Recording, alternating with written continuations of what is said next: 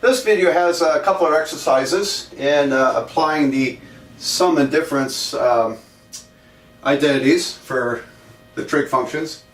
Find the exact value of the cosine of 105 degrees. Alright, so here's the problem. If I punch in the cosine of 105 degrees, I get negative 0.2588 and so on. Alright, you know what? It takes absolutely no skill whatsoever to type in cosine 105. In real life, this is what we use because we want decimals. If you want to get good at learning trigonometry, you learn how to calculate this exactly. So this is one of those actually relatively few things I think in this course that the practical value is in getting better at trigonometry, getting those chops, those math chops in trigonometry. But one of the few things that's good for that, but in the outer world sense, it's not very valuable. Okay, so anyway, but I do think it's valuable for learning. So find the exact value. That means it's going to be a number with most likely square roots, probably fractions.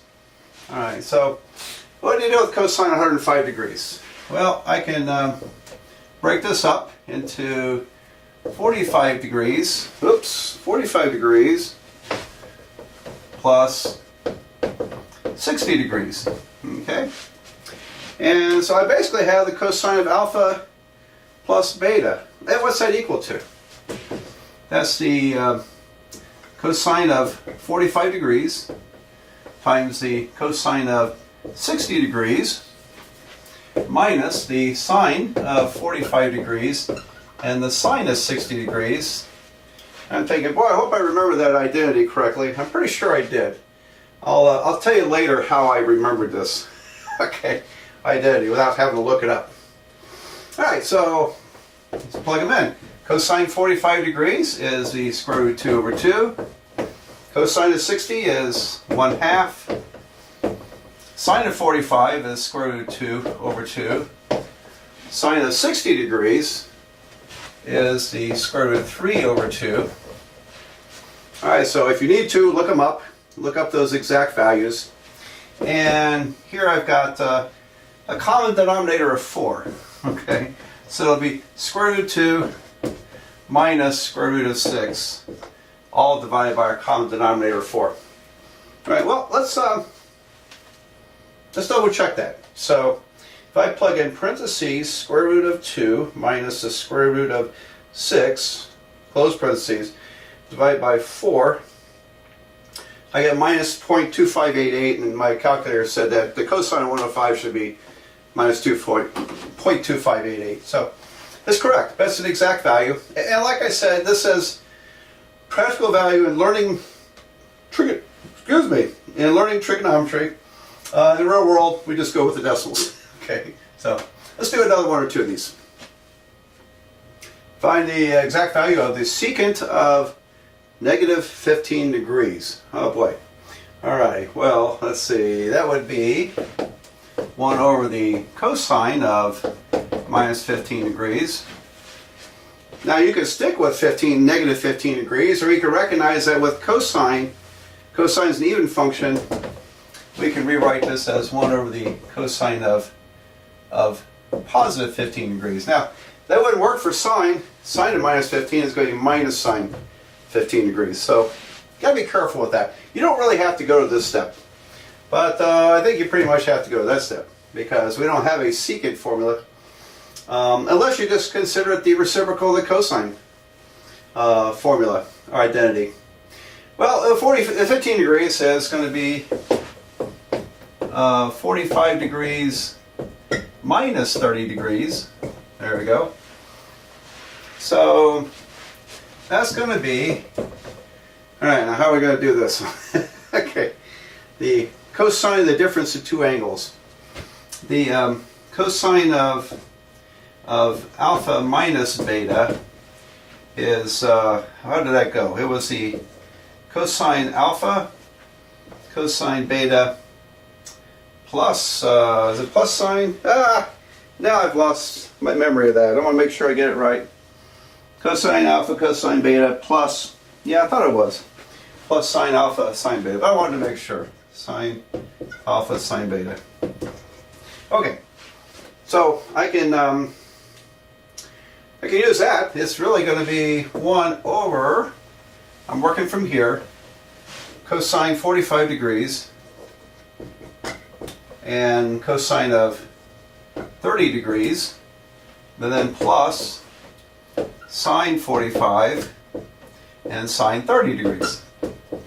There we go. So a little bit like the last one, I think. Let's see what we get here.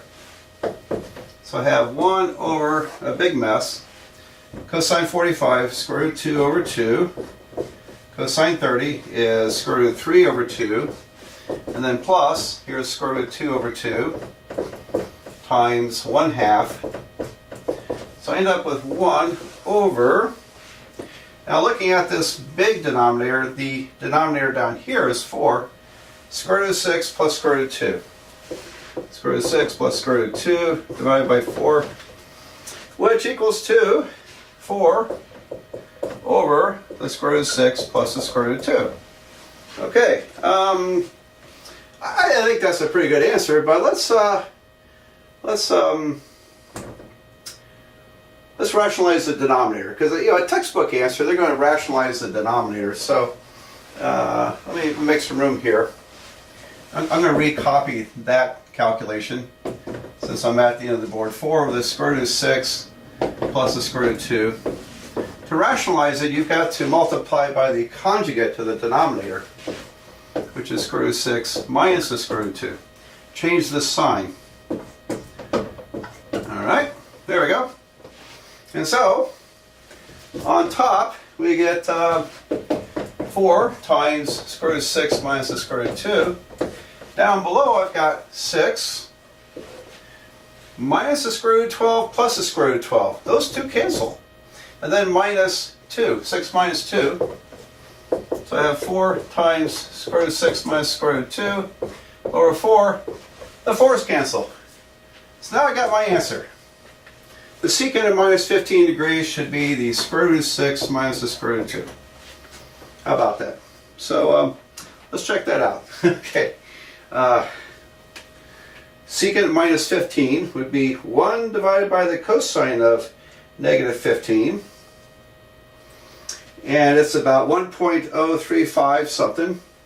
If I take the square root of 6 minus the square root of 2, there we go. Same number, 1.035. So it is correct. So I think checking your work on a calculator makes a lot of sense. If you're my student, you get absolutely no credit if you just do this by a calculator. Okay, I'm looking for this answer because I want to know that you can apply these identities correctly. And all right, I'll do one more. Let's do one for tangent. Well, I decided that in this example to use cotangent. So cotangent of 19 pi over 12. What is 19 pi over 12? It's possible to do this in radians, but unless you're really comfortable with radians, it might be a better idea to convert to degrees. So I'm going to take 19 times 180, pi is 180, and then divide by 12, and I get 285 degrees. So this is the cotangent of 285 degrees. What in the world is that? Okay, now I can work with 285 degrees, or I also could say this. Well, look, cotangent is a periodic function, and its period is 180 degrees. So if tangent and cotangent, you could, in this case, you could subtract 180 degrees. So 285 minus 180 is a smaller number. So this would be the same as the cotangent of 105 degrees. How about that? Okay. That's an optional step. You don't have to do that. Now you can't do the sine or cosine because they're not periodic every 180 degrees. Their period is 360, so it doesn't work with sine or cosine or secant or cosecant. Only with tangent and cotangent. You got that down? Alright, so I like this a lot better because that's 45 plus 60 degrees. So this is the cotangent of 45 degrees plus 60 degrees. And cotangent is tangent, 1 divided by tangent of 45 degrees plus 60 degrees. Now I think I remember the identity, but let me just make sure. I'm going to check my source here. I don't want to mess this up. So it's tangent alpha plus tangent beta divided by 1 minus tangent alpha tangent beta. Alright, so 1 minus tangent 45 degrees, tangent 60 degrees. Down here it's tangent 45 degrees plus tangent 60 degrees. Alright, so tangent is tangent alpha plus tangent beta divided by 1 minus tangent alpha times tangent beta. Here we've flipped it, reciprocal, then I have to turn that identity upside down. There we are. Alright, so let's go to work here. 1 minus tangent 45 is 1. Tangent 60 degrees is square root of 3. 1 plus square root of 3. So I get 1 minus the square root of 3 over 1 plus the square root of 3. Isn't that great? Okay, so I'm going to rationalize the denominators again. How does it work? You only look at the denominator, change the middle sign, and multiply top and bottom by that. So I convert this to 1 minus the square root of 3, multiply top and bottom. So it was coincidence that this conjugate is the same as the numerator. It just worked out that way. Well, I'm running a little low here. Hopefully this shows up on the screen. If I follow this out, I'm going to get 1 minus square root of 3 minus the square root of 3. That's minus 2 square roots of 3. And then 2 negatives plus 3 divided by 1 minus the square root of 3 plus the square root of 3. Those cancel. And then minus 3. How about that? So I've got 1 plus 3 is 4 minus 2 square roots of 3 over negative 2. And if I divide each of these terms by negative 2, I'll get negative 2 and then plus the square root of 3. Square root of 3 minus 2 would be about minus 0.272, something like that. Anyway, let me punch that in the calculator. I'm going to check this. So if I take 2 minus the square root of 3, oh, I got that backwards. Negative 2 plus the square root of 3 is negative 0.2679. And if I go up here, the cotangent is 1 divided by tangent. So 1 divided by tangent of 285 degrees is negative 0.2679. It's correct. It's correct. So, all right, there you go. I went a little bit fast here. If you don't quite follow this, FOIL this out. You know, make sure you're following all my steps here. And if need be, look these values up if you have to. And everything will hopefully fill into place. Now, like I said, it was optional to convert this from 285 to 105. It only works with tangent and cotangent.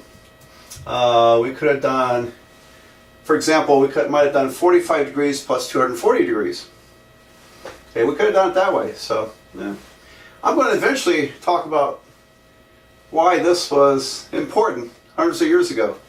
Yeah, because I think the history is kind of interesting on this. So give me a while. I'll do some more of this work, and then we'll talk about these types of calculations, why they were at one time very valuable to us.